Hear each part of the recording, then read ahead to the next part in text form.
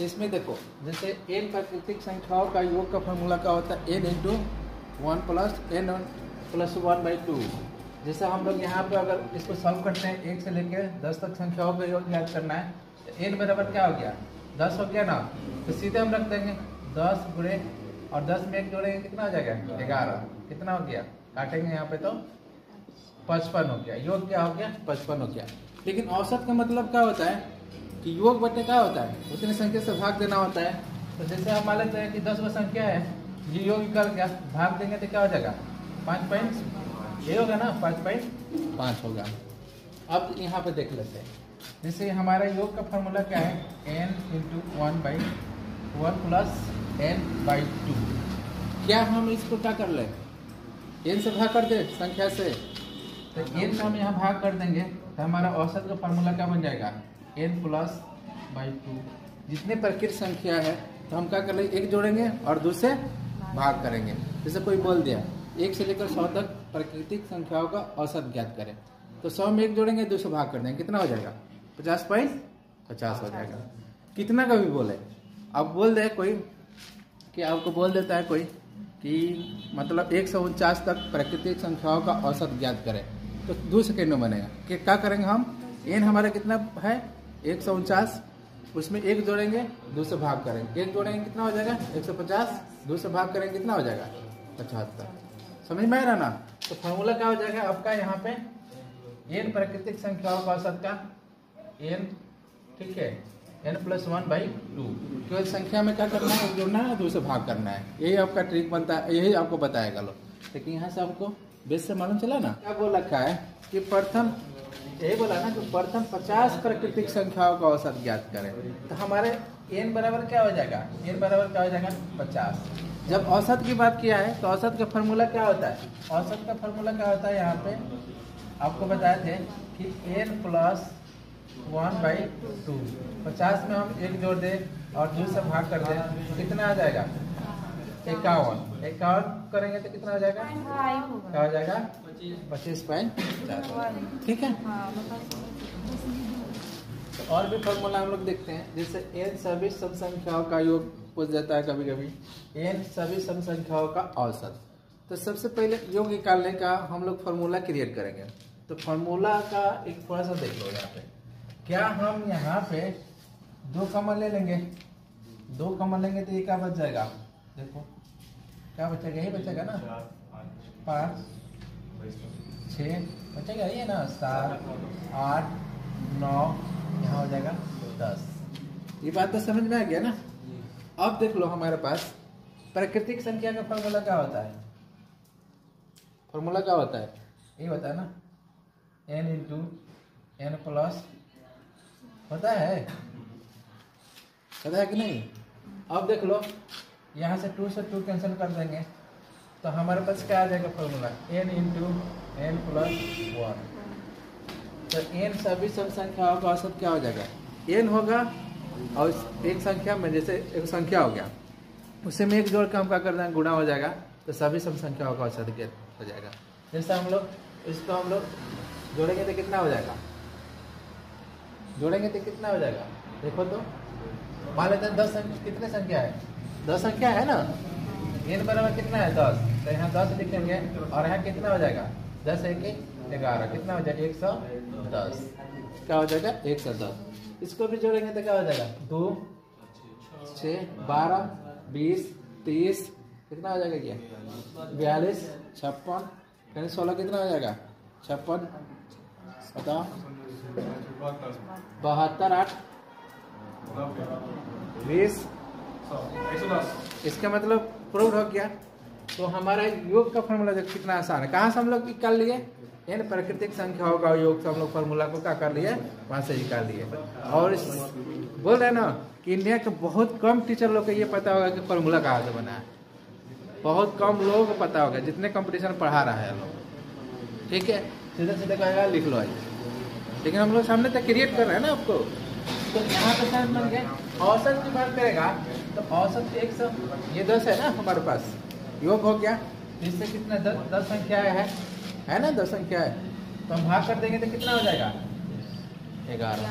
अब इसको हम प्रूव करते हैं इसका फार्मूला क्या होता है, जैसे n इंटू n प्लस 1 क्या हो गया, योग हो गया, ये हो गया। नंबर से भाग करते हैं तो नंबर से भाग करेंगे तो क्या हो जाएगा, केवल क्या होता है उसमें जोड़ देते हैं तो क्या हो जाएगा।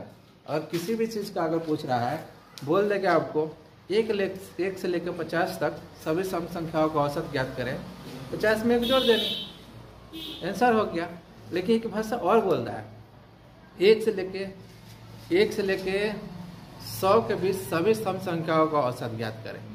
तो 1 से लेके 100 के बीच कितने सम संख्या होंगे, 50 होंगे ना, तो वो होगा n बराबर क्या हो जाएगा, 50 हो जाएगा। तो हम लोग क्या करेंगे, n में एक जोड़ देंगे, 51 हो जाएगा। लेकिन ये क्वेश्चन इस तरह का से पूछता है कि 100 तक सभी सम संख्याओं का औसत ज्ञात करें। 100 सभी सम संख्याओं का औसत ज्ञात करें, 100 सभी सम संख्याओं का औसत ज्ञात करें। और 1 से लेकर 100 के बीच सभी सम संख्याओं का औसत ज्ञात करें। तो 1 से लेकर 100 के बीच कितने सम संख्या होगा उसका ही करेंगे, लेकिन सभी 100 संख्याओं का औसत ज्ञात करें तो 100 तक संख्या लेंगे। ठीक है, तो ये फॉर्मूला समझ में आ गया। तो जैसे ही आपको योग बोले थे क्या हो जाएगा, n इंटू n प्लस 1 हो जाएगा। जैसे वो संख्या हो गया उसमें हम एक जोड़ के गुणा कर देंगे।